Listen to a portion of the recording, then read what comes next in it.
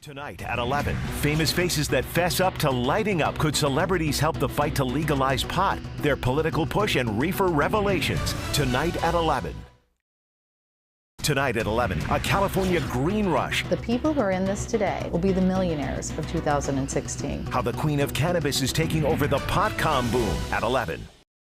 She is known as the Martha Stewart of Marijuana and has an empire valued at $1 billion. Now the local woman of weed is lighting up her success secrets only on KTLA.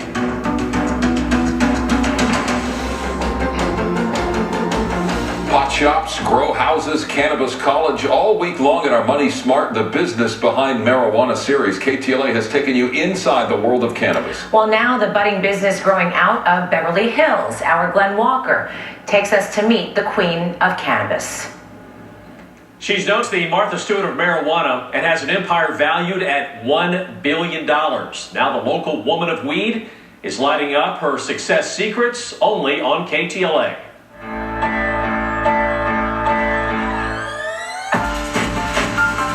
Marijuana makes me a better mom. I said, in fact, marijuana makes me a better human being.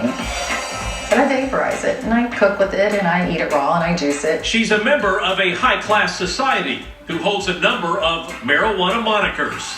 I'm the Martha Stewart of Marijuana, Mother Teresa of Marijuana. Some people call me the First Lady of Marijuana, the Queen of Cannabis. Born from a medical must-have, Cheryl Shuman started her pro-pot push after she says CBD, the compound in pot known for its health benefits, saved her life. I was diagnosed with ovarian cancer in 2006. I was in the hospital getting ready to enter end-of-life care, and I'd even gone so far as to schedule my physician-assisted suicide. I went from being on 27 pharmaceuticals, unable to go to the bathroom by myself, within 3 months being able to go back to work full-time. After the mother of two says weed worked wonders, her cause for cannabis was ignited. When I decided to start my own marijuana farm, I became a pot evangelist. Shuman's Ganja Green Thumb sparked an idea to cater to an upscale and untapped clientele. See, in Beverly Hills, dispensaries are actually banned. What we started doing, I would have these mansion parties. I see cannabis tastings very similar to wine tastings. The budding Beverly Hills Cannabis Club just topped its 20th anniversary, and now she's planting a new seed. Women are the natural evolution to Cannabis 2.0. And my plan is to empower those women out there who are in dead-end jobs, who want to reinvent themselves. The people who are in this today will be the millionaires of 2016. But is this pipe dream all smoke and mirrors? According to a recent study from researchers at Washington State University, females build up a tolerance to the grass more easily. Marijuana. While the battle of bud hasn't reached the ballot just yet, there's no putting out the pot-com boom. My top goal in all of this is to see legalization across the country on a federal level. The Queen of Cannabis isn't done. Tomorrow, the big marijuana move she is revealing to KTLA. Plus, could the drought push the price of pot to an all-time high? That's tomorrow night. For Money Smart, I'm Glenn Walker. Famous faces that fess up to lighting up. Could celebrities help the fight to legalize pot? Their political push and reefer revelations. Tonight at 11. Tonight at 11, a California green rush. The people who are in this today will be the millionaires of 2016. How the queen of cannabis is taking over the pot-com boom at 11.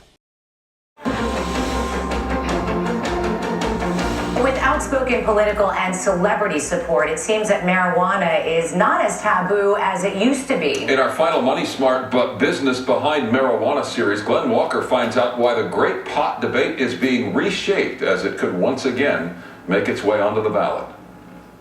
A-list act Morgan Freeman recently said, quote, legalize it across the board. But if marijuana becomes mainstream and tips the scales of justice, what are the real costs of regulating reefer?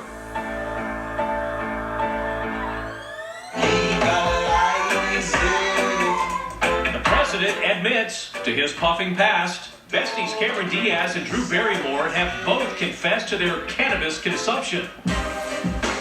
Even more famous faces fessing up to lighting up. Everyone's favorite friend, Jennifer Aniston's Rolling Stone reefer revelation, saying, quote, I enjoy it once in a while. There's nothing wrong with that. The modern cannabis consumer is everyone. It's mainstream now. It could be your doctor, your lawyer, your teacher, the person sitting next to you. She's the queen of cannabis who caters to an elite clientele. And now 55-year-old Cheryl Shuman is campaigning to get bud on the ballot in 2016. My top goal in all of this is to see legalization across the country on a federal level. Actress Megan Fox told British GQ, quote, "I'll be the first person in line to buy my pack of joints." But could getting the green light on ganja boost the budget? When you witness states like Colorado, who are generating record amounts of taxes, where they're not only building out all of their infrastructure, implementing school programs, implementing veterans programs, but they have so much money in taxes, they're actually getting huge refunds. Pot proponents look to our neighbors of Colorado, Washington, Oregon, and Alaska as a way to puff up recreational cannabis on the campaign trail. And the self-proclaimed First Lady of Marijuana announces on KTLA she wants to bring weed to the White House in 2016. And my plan is to run for political office. This is a PR and political campaign, a media campaign to draw attention to the fact that marijuana legalizations needs to be addressed on a national level.